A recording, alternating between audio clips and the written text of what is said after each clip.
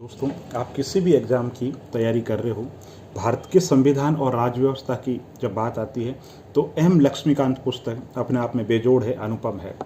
तो ये बहुत ज़रूरी है कि आप इस पुस्तक को कैसे पढ़ें, इससे नोट्स कैसे बताएं, ये इस वीडियो में मैं आपको बताने जा रहा हूँ। वीडियो अंत तक देखिए, निश्चित रूप से आपके लिए बहुत ही उपयोगी होने वाला है।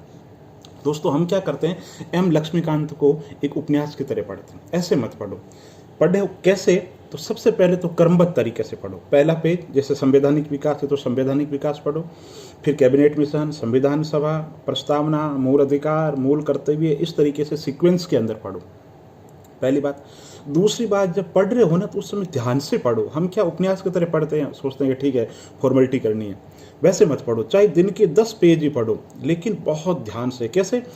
आपने पढ़ लिया कि राष्ट्रपति है, तो भैया कोई भी पद है उसकी नियुक्ति होती है, उसका चयन होता है, उसका मनोनयन होता है। तो भारतीय संविधान के अंदर किस शब्द का प्रयोग किया गया है, पढ़ते समय बहुत ध्यान रखना जरूरी है।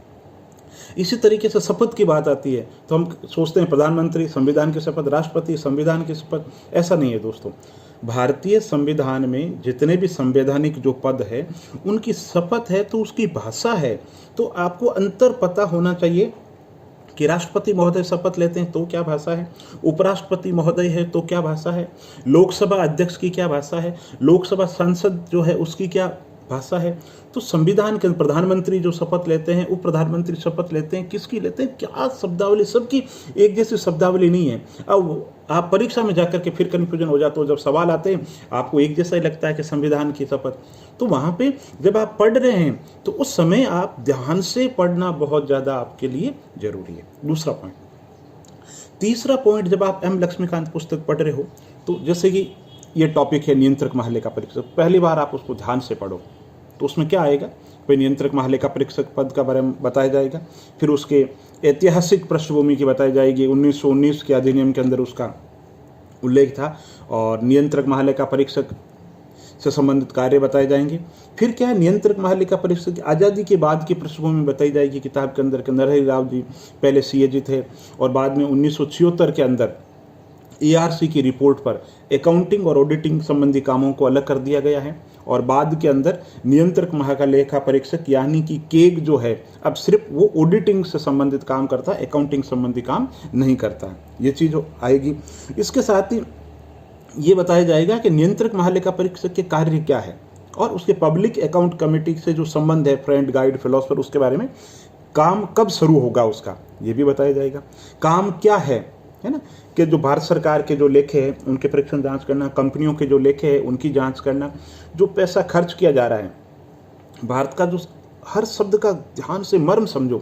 भारत के संविधान में अनुच्छेद 265 वित्त की जब बात आती है तो रामबाण औषधि है या ब्रह्म वाक्य है संविधान का कि संसद की अनुमति के बिना कुछ भी खर्च नहीं किया जा सकता। 265 ये कहता है ना।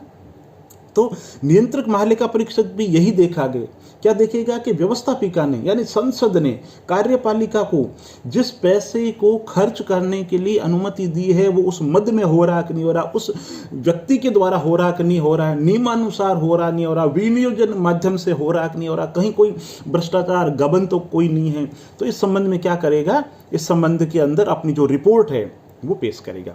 ये भी पता होना चाहिए रिपोर्ट किसको सौंपेगा, वो आगे किसको सौंपेगा, संवैधानिक प्रावधान क्या है, 148 क्या है, 149 क्या है, 150 क्या है। तो संवैधानिक जो प्रावधान है वो भी आपको आना चाहिए। अब आपने इस तरीके से पूरे नियंत्रक महालेखा परीक्षक के बारे में आपने पढ़ लिया, एम लक्ष्मीकांत पुस्तक से पूरा का पूरा पढ़ लिया। अब आप नोट्स बनाना शुरू करोगे। क्यों? आप सीधे नोट्स बनाने शुरू कर देते हैं एम लक्ष्मीकांत से तो आपको पता ही नहीं चलता कि क्या महत्वपूर्ण है क्या नहीं। तो आपने एक बार गो थ्रू हो लिया, अब आपको पता चल गया कि शॉर्ट के अंदर पूरी की पूरी किताब टिप्पणी नहीं है। अब नियंत्रक महालेखा परीक्षक का बनोगे तो सबसे पहले लिखोगे ब्रिटेन से 1919 के अधिनियम, फिर बताओगे 1900 आज़ादी के समय में प्रथम नियंत्रक महालेखा परीक्षक कौन, कैसा प्रथम नियंत्रक महालेखा परीक्षक की, फिर बताओगे नियंत्रक महालेखा परीक्षक के काम क्या, 2 पंक्तियों के अंदर काम लिखोगे। खुद के नोट्स का मतलब है जब भी आपको संक्षेप में लिखना हो और प्रारंभिक परीक्षा में जब आएगा तो आप टिक लगा दोगे तो पॉइंट नोट कर लो नोट्स के अंदर। मतलब हूबहू किताब को टीपना नोट्स नहीं होता। कौन से उसमें जो कीवर्ड्स हैं जो आपको प्रारंभिक परीक्षा में पूछे जाएंगे और मुख्य परीक्षा में आपको लिखने पड़ेंगे, तो जो कीवर्ड है बिल्कुल वो नोट कर लो। फिर आप बता सकते हो कि नियंत्रक महालेखा परीक्षक के कार्य ये है, फिर आप बता सकते हो कि नियंत्रक महालेखा परीक्षक के लोक लेखा समिति से संबंध ये है। तो इतनी संक्षेप के अंदर फिर एक, अब ये एम लक्ष्मीकांत से आपने नोट्स बना लिए, जो भी बनाए जैसे बनाए किताब में जो है उस हिसाब से आपने बना लिए। और ये पहली बार जो नोट्स से बनाओगे, जैसे मैंने अभी बोला, कोई न कोई चीज़ छूट गई होगी निश्चित रूप से आपको लग रहा होगा। तो ये कि ये बात है, जब आप लिखोगे ना तो भी कोई न कोई चीज़ छूटेगी। तो आपको करना क्या है, अगर आपको लग रहा है कि एम लक्ष्मीकांत पर्याप्त नहीं है तो आप और किसी किताब की छोटी मोटी मदद लोगे ना, या यूट्यूब पे कोई वीडियो सुनोगे, तब आपको लगेगा। तो उस लक्ष्मीकांत से जो नोट्स बनाए उसी के अंदर वो चीज़ आप ऐड करते रहोगे। जैसे कि आपने एम लक्ष्मीकांत से नोट बना लिए नियंत्रक महालेखा परीक्षक के, अब आपने यूट्यूब पे एक वीडियो सुना, उस वीडियो में टीचर ने ये बताया कि भारत के अंदर जो नियंत्रक महालेखा परीक्षक है उसका संचित निधि कोष पर निकासी पर कोई नियंत्रण नहीं है भारत में, जबकि ब्रिटेन के अंदर है। तो एक पॉइंट ये मिल गया। दूसरा, उस टीचर ने बताया कि नियंत्रक महालेखा परीक्षक का जो पद है ना, उसकी आलोचना की जाती है, पोस्टमार्टम स्टडी है, खर्च कर दिया करने वाले ने, अब उसका क्या औचित्य है। दूसरा ही, एप्पल भी ने इसकी आलोचना की, साहब के औपनिवेशिक पद है, और भीमराव अंबेडकर ने इसको लोकतंत्र का चौथा स्तंभ बताया। 3 फैक्ट आपको किसी यूट्यूब वीडियो के अंदर आपने सुने, आपको मिले। तो आपने जो एम लक्ष्मीकांत पुस्तक से जो नोट्स बनाए उसमें आपने ये चीज़ नोट कर ली।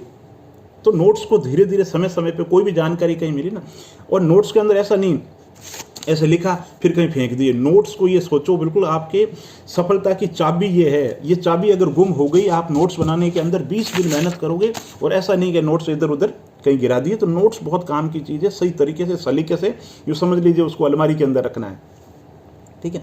तो वो नोट्स आपने बना लिए। अब एम लक्ष्मीकांत पे है ना, आप दोबारा पढ़ने की जरूरत नहीं है कि भाई नोट्स से सारे के सारे जो नोट्स है मैंने एम लक्ष्मीकांत से बना लिए।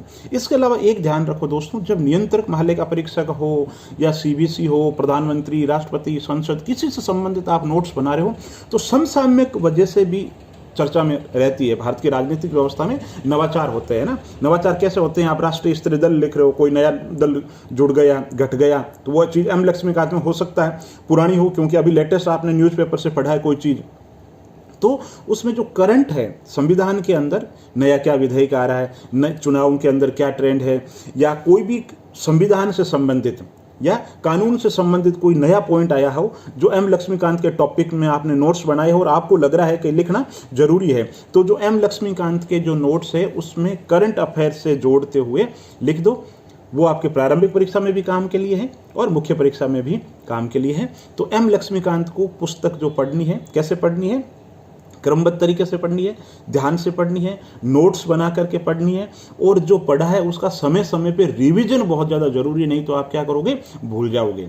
जब इतना विश्वास आ जाए तो फिर बाद के अंदर बाजार के अंदर कोई अच्छा सा MCQ क्वेश्चन बैंक है, अगर प्रारंभिक परीक्षा के लिए आपको लग रहा है जरूरत है तो बाजार में जो उपलब्ध है MCQ क्वेश्चन बैंक जो है उसको जरूर देखें, और पिछले सालों में जिस भी एग्जाम में आप बैठ रहे हैं प्रारंभिक परीक्षा में उसके ट्रेंड एनालिसिस देखो कि कैसे सवाल पूछे जा रहे हैं और आपकी जो तैयारी की दिशा है वो सही है या नहीं है। दोस्तों, अगर वीडियो अच्छा लगा तो आप इसको लाइक कीजिए, और चैनल पे नए हो तो इसको सब्सक्राइब कीजिए। अच्छा लगे तो इसको आप सोशल मीडिया पर साझा कर सकते हैं। बहुत बहुत धन्यवाद दोस्तों।